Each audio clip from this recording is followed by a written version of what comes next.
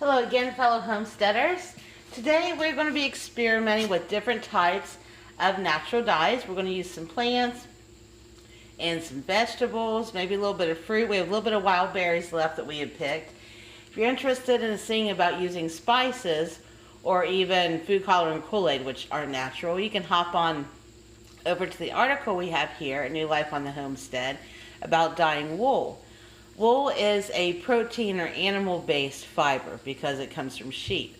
There's different types of mordants you would use for it. A mordant is just a term for a fixative. That helps prepare your fabric, your lace, your yarn, your wool, whatever it is that you're dyeing, silk, to accept the dye and to hold the dye longer, because natural dyes will fade over time and can have a more muted tone than a manufactured dye.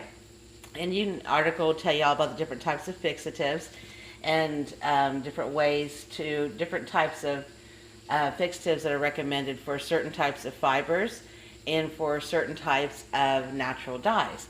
I'm going to be using salt today, and I have 1 cup of salt here to my 16 cups of cold water in this pot. Now I'm starting with this. This is not the dyeing process. This is part of the prep.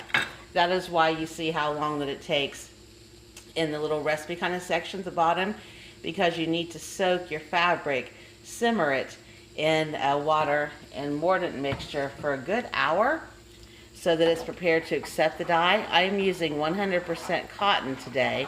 I don't have any yarn. I was going to throw some yarn here to show how it works, because you can dip and dye it in multi-collars, and instead of just one solid collar, you can put the whole skein of yarn in there.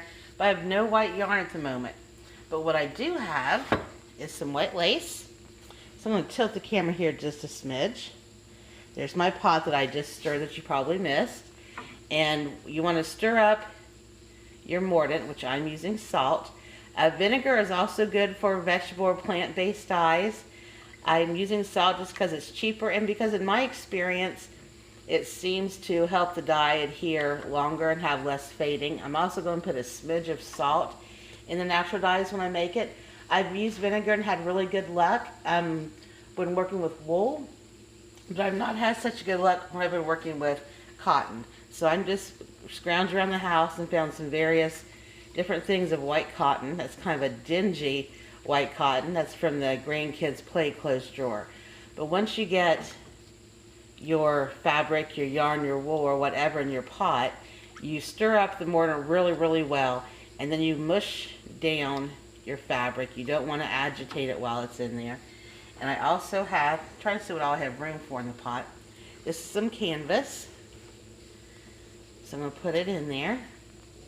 Some canvas fabric, painter's canvas type material. I use it for lots of projects. So I'm going to mush it down, get it saturated. You might need to put a brick or a coffee cup or a heavy bowl to keep everything in there. I will work on those first and maybe have another pot. I was going to dry these shorts so you could see how well they went in a towel. I'm not going to have enough room. I might maybe have room for these toddler shorts so that you can see how a full garment would do. When you have something larger like this, it's really not ideal to put it in the pot with anything else.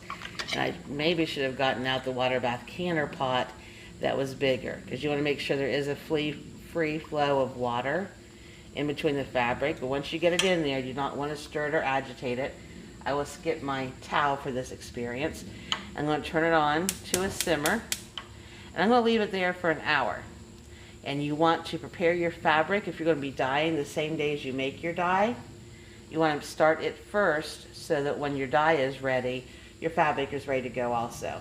You do not need to dye the same day. You can take your dye and store it in a condiment container or any other kind of little mason jar, anything that you want, and then you just reheat it back through, and you put your clothing, your lace, your yarn, your wool, your whatever in it at that time.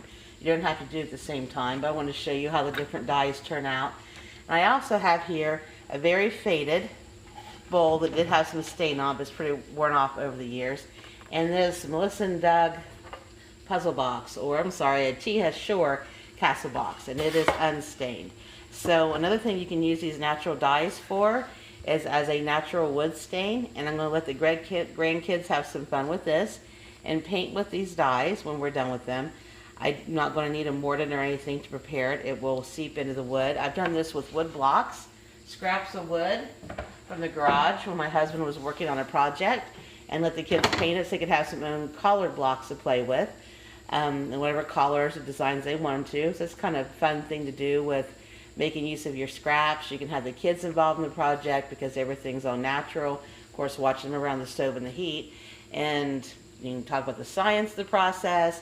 They can practice their colors that way, paying attention, measuring skills, counting, what have you. You can turn it into a nice handicraft, Charlotte Mason style homeschool or just home learning extension type of activity. So we're going to stop here, and I'm going to let this simmer for an hour, and we will have everything prepared and ready to go. But it's an important step to prepare your fabric. If you just use dry fabric, or even fabric you just got wet hoping the dye would stick to it, at best you will have a muted tone that will wash out fairly quickly. Other things I've had good luck with plant-based material, the alum and cream of tartar, which are also readily used in natural dyeing for hundreds of thousands of years, and I have some of that in my cabinet. But I use those a lot for different home remedies and things, and they work really well, but they're a lot more expensive to use than just a cheap little thing as salt. Vinegar is not pricey either, but it doesn't seem to prevent the fading as much as the salt does. So I recommend using salt, and that's what we're going to try today.